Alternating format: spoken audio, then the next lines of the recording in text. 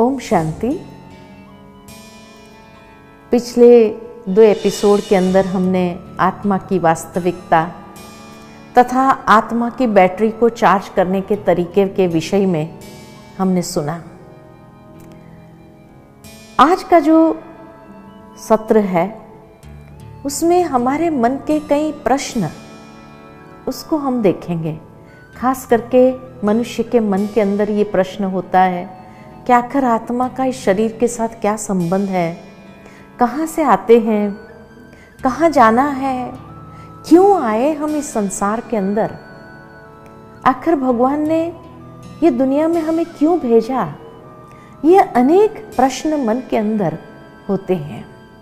आज इन सारे प्रश्नों का जवाब हम देखेंगे कि वास्तव में आत्मा ईश्वर के धाम से इस संसार में जब आती है, शरीर में प्रवेश करती है, तो शरीर तो एकमात्र वस्त्र है। वो आत्मा इस शरीर के अंदर कहाँ निवास करती है? तो मेडिकल साइंस के द्वारा ये प्रमाणित किया गया है कि आत्मा का निवास स्थान भ्रुकुटी की मध्य में है, अर्थात हाइपोथैलेमस पिट्यूटरी ग्लैंड के बीच में है, जिसका सरफेस मार्किंग भ्रुकुटी की मध्य है। अर्थात ये भ्रुकुटी से ठीक 2.5 इंच पीछे और ऊपर से 1.5 इंच नीचे वो एग्जैक्ट लोकेशन आत्मा के निवास स्थान की है। इसीलिए व्यक्ति जब मंदिर जाता है तो मंदिर के अंदर जाने समय एक प्रथा है भारत में कि हम चमड़े की चीज को बाहर उतारते हैं, फिर अंदर जाते हैं, तिलक लगाते हैं, फिर भगवान की मूर्ति के सामने जाकर के हाथ जोड़ करके नमन करते हैं। ये प्रथा चलती आई है।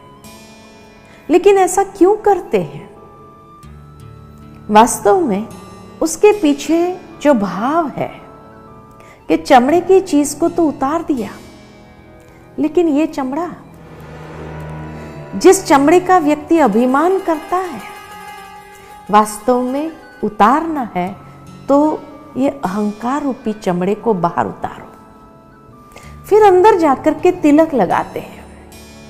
भावार्थ ये कि अपने आप को आत्मा समझो कि मैं ये देह नहीं, मैं फलाना फलाना नहीं, लेकिन मैं एक शुद्ध पवित्र निर्मल आत्मा हूं। कितना ऊंचा भाव है। इसलिए तिलक लगाते हैं और उसके बाद भगवान की मूर्ति के सामने जाकर के हाथ जोड़ करके नमन करते हैं। भावार्थ कि हे प्रभु, मैं आत्मा, आपकी संतान, आपको नमन कर रही हूं। कितना ऊंचा भाव है। लेकिन आज उस भाव को लेकर के मंदिर में कौन जाता है? लोगों ने कई प्रकार की मतें दी है। कोई कहता है आत्मा हार्ट में रहती है, लेकिन आज जब ओपन हार्ट सर्जरी होती है तो उस समय आत्मा कहाँ जाएगी? तो तुरंत निकल जानी चाहिए। लेकिन ओपन हार्ट सर्जरी सक्सेसफुल हो जाती है, तो हार्ट तो एकमात्र पंप है।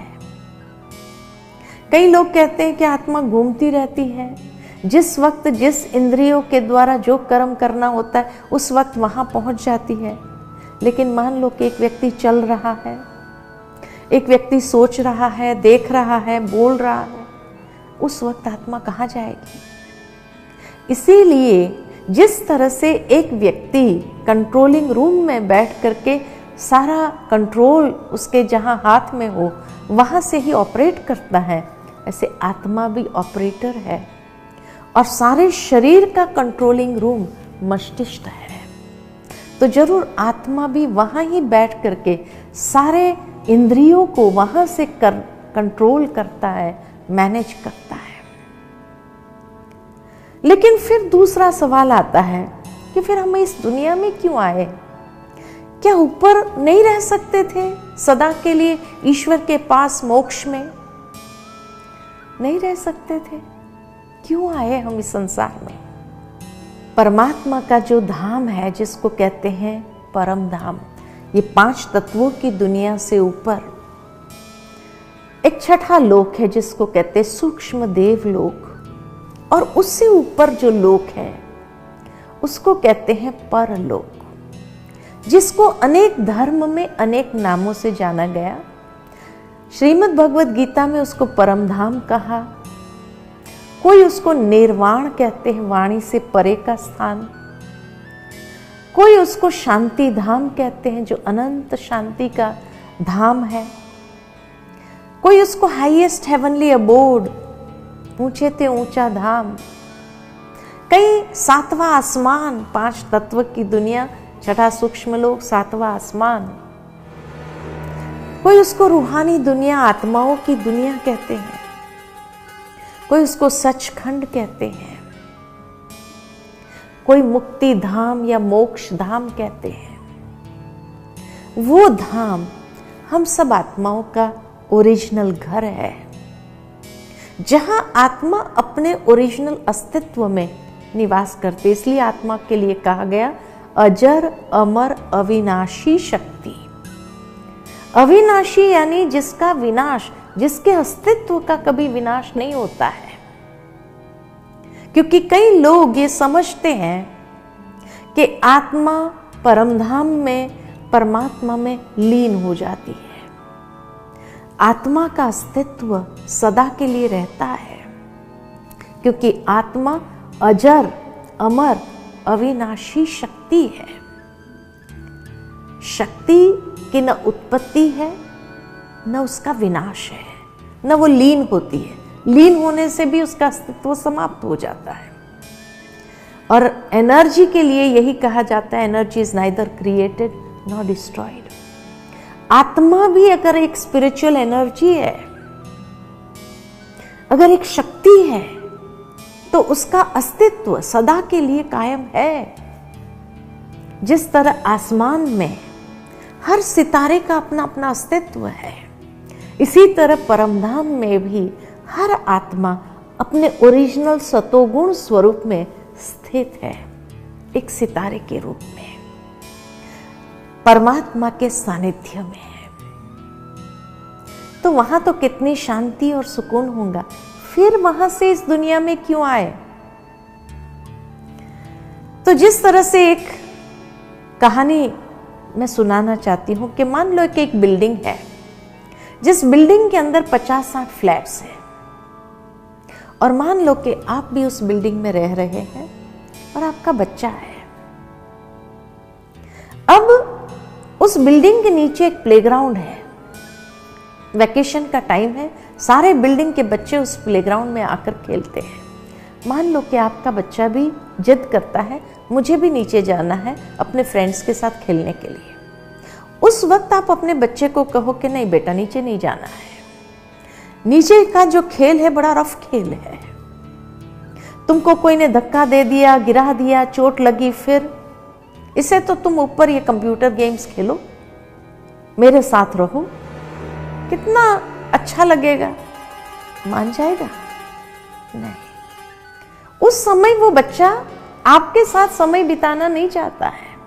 भले आप उसको बहुत प्यार करते तो भी उसको उस वक्त फ्रीडम चाहिए, नीचे जाना चाहता है। वो नीचे जाता है, खेल शुरू होता है, पार्टिसिपेट करता है, धीरे धीरे धीरे धीरे एक गेम, दूसरी गेम, तीसरी गेम चलती रहती है, एक के बाद दूसरी।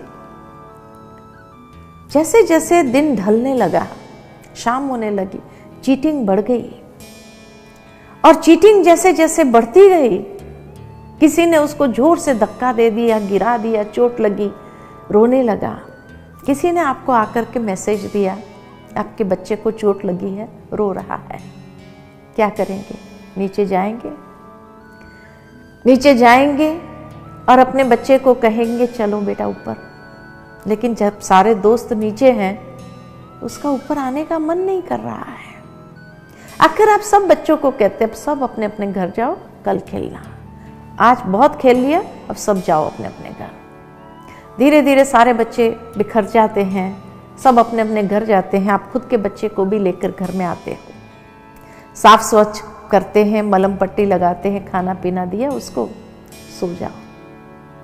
लेकिन दूसरे दिन जैसे ही वो उठता है और वो देखता है कि उसके दोस्त तो नीचे पहुंच गए, खेल आरंभ हो गया, वो भी जल्दी जल्दी तैयार होकर के नाश्ता किया न किया, मैं जाता हूं नीचे। आप उसको मना करो, मान जाएगा? नहीं। अगले दिन का अनुभव होने के बाद भी एक उम्मीद के साथ नीचे जाता है कि नहीं, आज तो मैं हर गेम को जीतूंगा। ठीक इसी तरह आत्मा के अंदर इतनी पोटेंशियल है, वो पोटेंशियल घर में बैठने के लिए नहीं है। जैसे आप अपने बच्चे को पढ़ाओ लिखाओ, योग्य बनाओ, और उसके बाद अपने बच्चे को कहो कि देखो मैंने पढ़ा लिखा है, तुम्हें योग्य बनाया, लेकिन हमारे पास इतना धन है कि तुम्हें कमाने की कोई जरूरत नहीं, घर में बैठो। मान जाएगा? नहीं, वो यही कहेगा फिर पढ़ाया लिखाया क्यों मुझे। तो जो उसने हासिल किया है वो बाहर देना चाहता है, संसार को देना चाहता है, और इसीलिए भले आवश्यकता न भी हो तो भी वो चाहता है मैं कुछ करूं, आइडली घर में नहीं बैठता है। ठीक इसी तरह आत्मा में भी इतनी शक्ति और क्षमता है, घर में बैठने के लिए नहीं है। और इसीलिए ईश्वर ने भी एक ऐसा प्लेग्राउंड बनाकर दिया है जहां हम अपनी शक्ति, क्षमता, योग्यता को सही दिशा देकर के यूज करें, क्योंकि आइडली घर में तो बैठेंगे नहीं, भले ईश्वर के सानिध्य में है तो भी। कर्म करना ये एक स्वाभाविकता है व्यक्ति की, कर्म के बिना व्यक्ति नहीं रह सकता है। और इसीलिए जब सारी आत्माएं धीरे धीरे धीरे धीरे अपने अपने समय अनुसार नीचे उतरती जाती है, सारे फ्रेंड्स नीचे आ गए तो हम ऊपर बैठ के क्या करेंगे? हम भी कहते हमें भी नीचे जाना है। ईश्वर ने हमको बहुत रोका था कि नहीं मेरे बाजू में बैठो, इतनी शांति है, नीचे जाके क्या करना है। हमने भी क्या करना है, जाना है नीचे। जैसे बच्चे ने जिद किया, हम भी जिद कर हमें जाना है। हमें समझाया गया था नीचे का जो खेल है ना, बड़ा रफ खेल है, कोई धोखा देगा, धक्का देगा, चोट देगा, दिल की चोटें देगा। हमने भी क्या कहा, कोई बात नहीं, it is part of life. नीचे आए, स्वर्ग में जब नीचे उतरे, ईश्वर ने जब ये संसार को सबसे पहले हमें बनाकर दिया स्वर्ग, जहां इतनी हार्मनी थी, प्रकृति की, पशुओं की, मनुष्य की, इतनी हार्मनी में जीते थे। लेकिन जैसे जैसे जैसे जैसे समय आगे बढ़ता गया, वैसे वैसे चीटिंग भी बढ़ती गई, विकृति आती गई, और उस विकृति के कारण इतनी चीटिंग होने लगी। किसी ने धोखा दिया, किसी ने धक्का दिया, किसी ने चोटें दी, दिल की चोटें दी। जब बहुत दिल की चोटें लग जाती है तब हम भी क्या कहते हैं, हे प्रभु बस अब तो मोक्ष मिल जाए तो अच्छा है, ये रोना नहीं तो क्या हुआ। और जब ऐसी हालत हो जाती है तो जो ईश्वर ने वायदा किया है गीता के अंदर, यदा यदा ही धर्मस्य, कि ऐसे समय पर मैं भी इस संसार में आता हूं और आकर के सब बच्चों को कहते हैं चलो बहुत खेल लिया, अब चलो हर एक अपने अपने घर जाओ, सब चलो घर। इसीलिए अभी रिटर्न जर्नी पर है, और इसीलिए अब घर जाने का वक्त आया है। लेकिन घर कैसे जाएंगे? साफ स्वच्छ होकर के ही जाना पड़ेगा, अशुद्ध स्थिति में नहीं जा सकेंगे। इसीलिए ईश्वर ये आध्यात्मिक ज्ञान, ध्यान के माध्यम से आत्मा का शुद्धिकरण, आत्मा को सशक्त बना करके फिर अपने साथ ले जाते हैं। तो उस परम धाम के अंदर, जो परम पवित्र धाम है, उस धाम के अंदर हम उस अपने ओरिजिनल स्वरूप में सुकून के साथ थोड़ा समय बिताएं, फ्रेश हो जाए। जैसे दिन के सारा दिन व्यक्ति काम करने के बाद रात को आराम जरूरी है, आराम करने के बाद दूसरे दिन फिर फ्रेश हो जाता है नए दिन की शुरुआत के लिए। ठीक इसी तरह हम भी फिर नए सृष्टि के लिए अपने आप को तैयार कर देते हैं और पुनः एक नए संसार में आगमन होता है। तो इसीलिए आना और जाना ये नित्य नियम है, संसार का नियम है। और इसीलिए आत्माएं आती है। लेकिन क्यों आए? तो जो आत्मा के अंदर अच्छाइयाँ थी वो चारों ओर अपने कर्म में ला करके संसार को स्वर्ग समान बनाने के लिए, लेकिन धीरे धीरे मैले होते गए तो ये संसार नर्क समान बन गया। लेकिन अब पुनः हमें अपनी अच्छाइयों के आधार से बैटरी चार्ज करते हुए अच्छाइयों को पुनः संसार में ले आना है और बहुत सुंदर संसार का निर्माण करना है। जब हम परिवर्तन होंगे तो संसार भी परिवर्तन हो जाएगा। When we change, the world changes.